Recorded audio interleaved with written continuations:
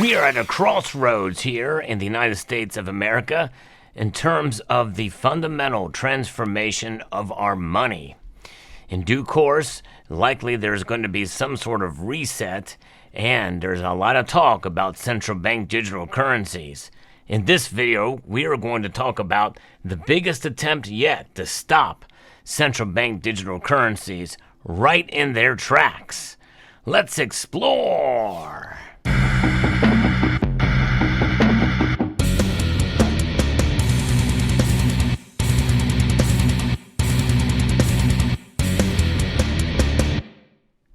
And when I mean tracks, I'm talking about the tracks that are already being laid out as we speak.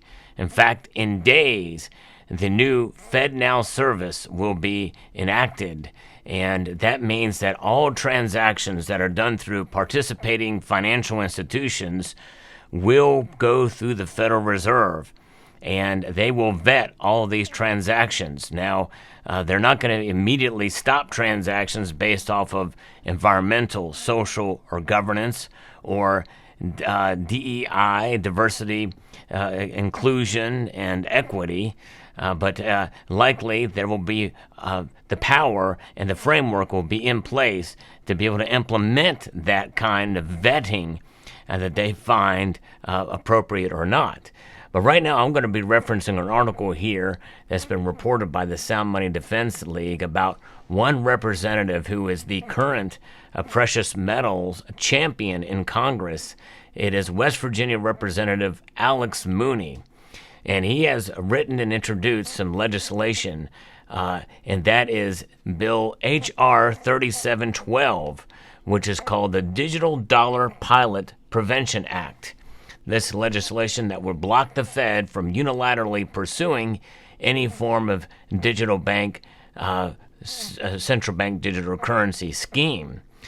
He goes on to say that Congress cannot give an inch when it comes to CBDCs.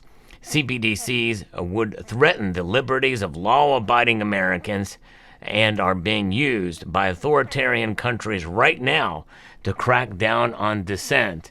And when you have like what is happening in China and other places like that, that means their currencies are spinning round and around and being vetted and being used at this moment to crush dissent in terms of transactions. They can stop and freeze transactions, and much like what we saw in Canada with the truckers, without a central bank digital currency, if it could be done at ease if a central bank digital currency is enacted.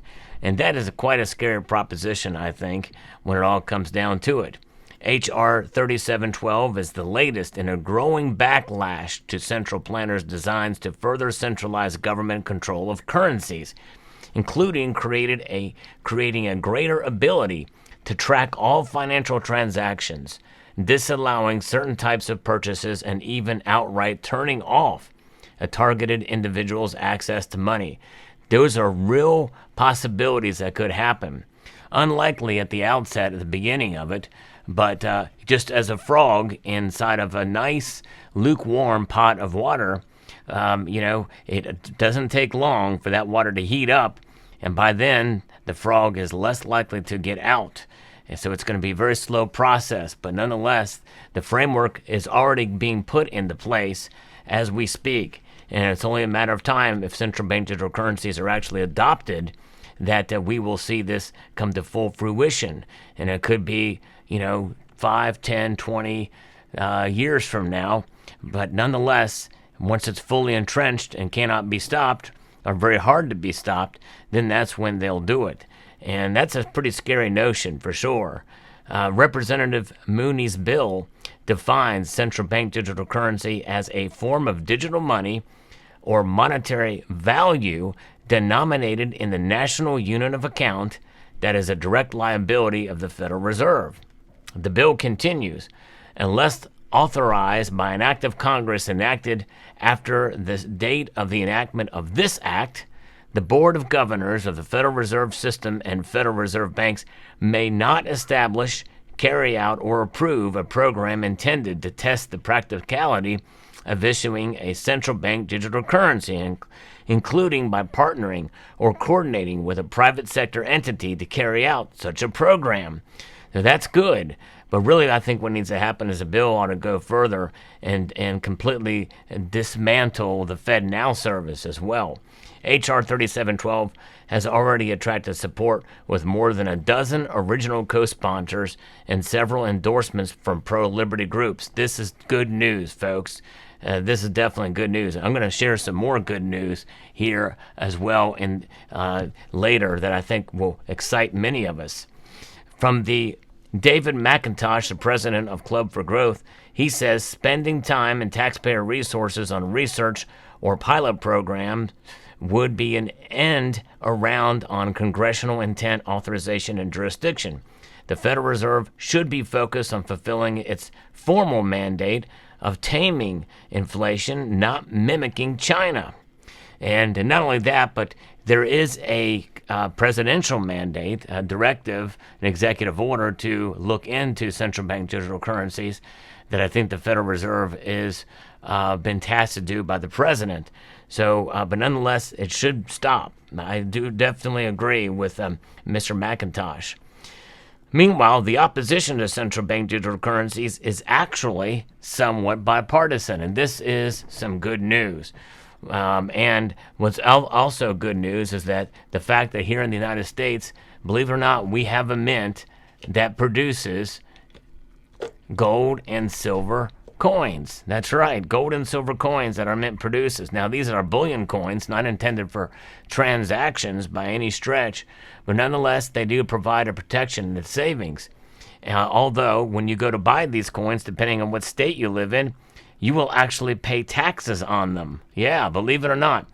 From the United States government, when you buy a coin from the United States government, you will pay a tax on these things. And it's kind of unfortunate that's the case, but nonetheless, it provides a savings vehicle, and it provides this idea of a currency or a store of value that is immune to inflation in the long term. In other words, the price fluctuations of these metals, especially as commodities, will be as such that it may not line up with inflation, but nonetheless recognized in Article 1, Section 10 of the Constitution, gold and silver indeed are money, considered money.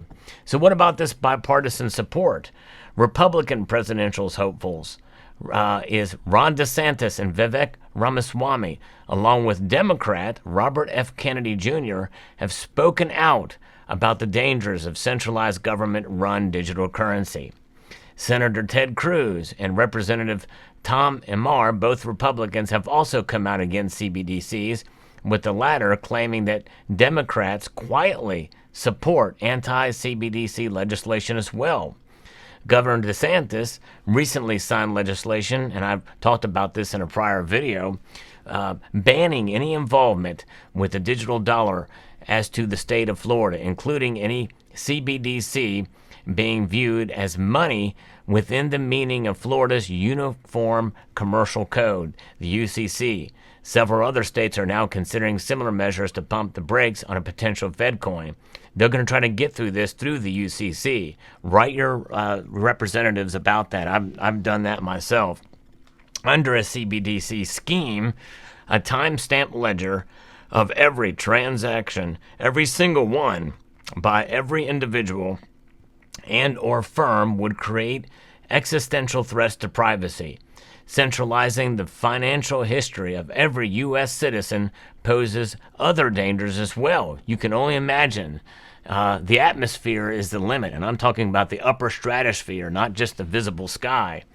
It's easy to imagine how this level of data collection could be weaponized against individuals who step outside the government's favored opinion and activities. See Canada. There's not just fires going up in Canada and the smoke's coming down here.